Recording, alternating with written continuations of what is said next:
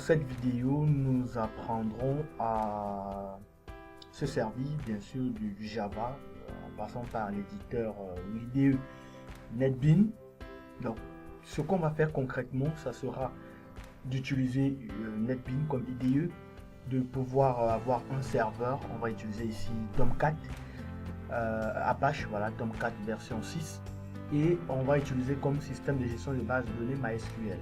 Donc, je récapitule, les trois outils qu'on va utiliser ici seront NetBeans, éditeur développement intégré. On a Apache Tomcat, la version 6 que j'ai eu à télécharger à ce niveau. Vous ferez pareil pour vous.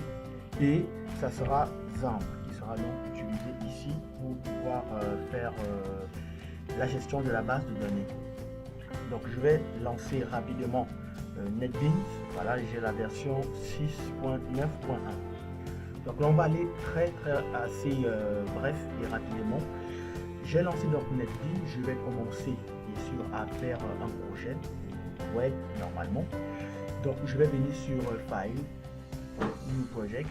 Je viens sur Java Web, je prends Java Web Application. Donc je vais faire Next et ici je vais appeler ça mon app Java, comme ceci. Et je vais faire tout simplement Next et je vais devoir utiliser ici un serveur, mais lequel je ne veux pas utiliser le serveur défini qui est ClassFish, le serveur 3. Je vais utiliser un serveur que je vais créer moi-même. Donc je vais faire add pour ajouter un nouveau serveur et je vais prendre Tomcat 6. Je fais donc next.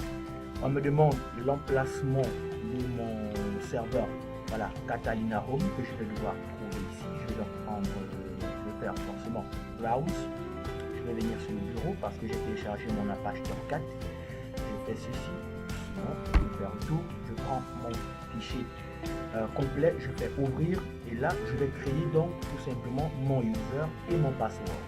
Alors mon user, je vais mettre tout simplement mon nom et comme mot de passe, je ne vais pas vous le dire, je vais mettre un mot de passe fictif. Vous allez également mettre le vôtre et vu qu'il n'existe pas encore, je vais tout simplement faire create user if does not exist. Donc on va créer ici un utilisateur si jamais l'utilisateur n'existe pas. Je vais faire finish et je vais faire tout simplement. Voilà, on peut donc voir ici Apache 6.0 qui s'est placé. Je fais finish. Voilà, mon serveur est en train de se créer ainsi que mon application rapidement. Très bien. Donc on peut voir ici tout simplement que mon projet a été lancé. Voilà, mon projet a été créé avec la première page Hello World, généralement en anglais, ou lorsqu'on est sur Ubuntu ça me donne It Works. Et ici on peut voir donc voilà la petite documentation présente à ce niveau. Si je viens sur service, je peux donc voir mon serveur à ce niveau. Je vois donc mon serveur Apache 6.0 qui est à ce niveau. Là je vais tout simplement le start. Donc je vais le démarrer. On peut voir là qu'il est en train de se démarrer. Et voilà la petite flèche ici verte nous indique que le serveur a démarré. Si je fais tout simplement run file, on va voir quoi? On va voir normalement, voilà, Hello World. Donc ma page est bien présente à ce niveau. Hello World, Hello World. Très bien. Maintenant, comment créer notre base de données? Alors ici, on a terminé pour ce qui est application web et puis serveur. Donc le serveur, on peut voir ici, c'est JSP, hein, Java Server Page. Et le fichier s'est donc lancé sans erreur. On peut voir localhost 8080, mon app Java et l'index présent à ce niveau. Je vais donc fermer ceci. Je m'empresse rapidement de lancer XAMPP. Voilà, comme ceci. Donc on peut effectivement voir que mon serveur Tomcat automatiquement en arrière-plan c'était déjà lancé vu que je les start ici. Donc je vais lancer tout simplement voilà, je vais lancer mon gestionnaire de base de données qui est ici MySQL. Je peux également lancer rapidement le localhost. Voilà.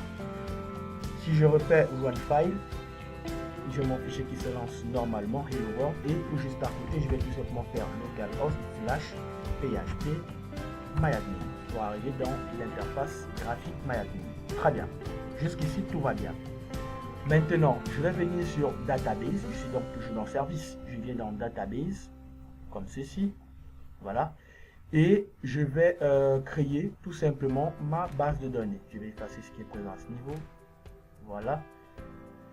Je vais donc créer ma base de données. Je vais faire New Connection. Alors ici, ça sera plutôt le driver MySQL qu'on va installer. Pour vous qui n'avez pas installé MySQL, rapidement je le fais. Donc je vais faire ceci. Ici j'avais déjà installé MySQL, je vais l'effacer pour que vous puissiez voir. Et avant de créer donc la base de données, on va faire sur driver, ensuite new driver. Je vais ajouter le nouveau driver, je me place au bureau. Ou plutôt je l'ai déjà effacé je crois. Ouais, il n'est plus présent. Je vais venir tout simplement ici dans mon fichier, mon disque E, je vais venir dans mes logiciels et je vais chercher tout simplement pour MySQL. S'il n'est pas présent, donc tout simplement je vais le prendre ici. Je crois que je l'avais téléchargé. Téléchargement, il doit être là, MySQL Connector. Et je vais prendre ici, je vais tout simplement placer au bureau. Comme ceci, voilà. Je fais donc Add, je me place. Dans téléchargement, il est même présent, voilà. Ou alors sur bureau, je le prends, voilà, et je fais OK.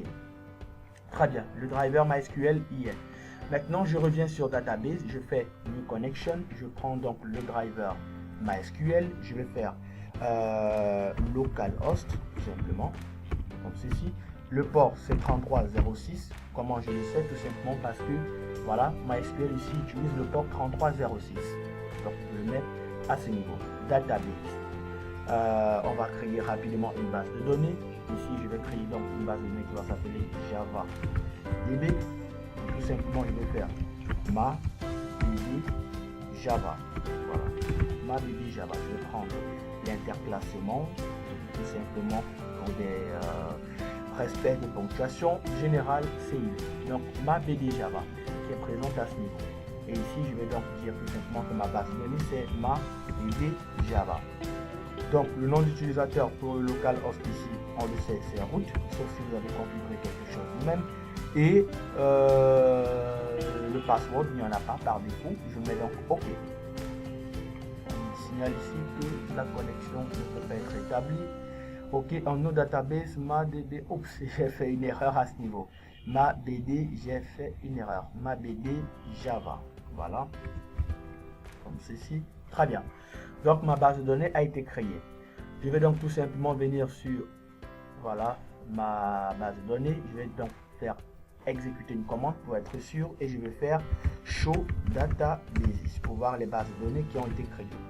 Je fais soit je clique ici pour exécuter la commande, c'est ici, voilà, pour exécuter la commande SQL, ou encore je fais CTRL ALT. CTRL majuscule plus E. Donc moi je vais faire CTRL majuscule E. Voilà, on peut donc voir ici mes bases de données qui apparaissent et on voit ma base de données, ma BD Java. Si je reviens ici, je vais créer une première table qui va s'appeler par exemple User. Je vais donner juste deux champs à ce niveau. Donc ils seront tout simplement l'ID et tout simplement l'identifiant. Je vais faire, ça sera mon index ici et je vais faire non, ça ne sera pas un index, je vais mettre en primary et je vais mettre, ça sera primary auto increment. Voilà, ici ça sera plutôt un varchar de 20 caractères. Je vais enregistrer. On peut donc voir ma table user qui a été créée à ce niveau. Si je reviens ici, je fais tout simplement describe. Voilà, user que j'ai créé, je fais ceci. Oups, j'ai une petite erreur, j'ai fait une erreur ici, describe, voilà, ça c'est pour me montrer la table qui a été créée, describe user, j'exécute, on peut donc voir ma base de données avec ma table user et mes deux champs ID et user. Très bien, ici ça arrête donc cette vidéo qui a un petit peu pris long, mais je crois que voilà, on y est arrivé. L'objectif ici c'était de pouvoir déjà configurer le serveur Apache Tomcat, exécuter la première page ici qui s'affiche Hello World, donc le serveur tourne bel et bien. On peut constater que notre serveur a été démarré, on a créé la base de données qu'on a implémentée depuis Java. Maintenant il va nous manquer tout simplement à lier le fichier de connexion à la base de données et la base de données même qu'on a créée, car la base de données est déjà implémentée dans Java. On va tout simplement maintenant la lier avec notre projet. Ici s'arrête cette vidéo. Je vous donne rendez-vous à la prochaine vidéo pour pouvoir suivre la suite de mon tutoriel. Merci, au revoir.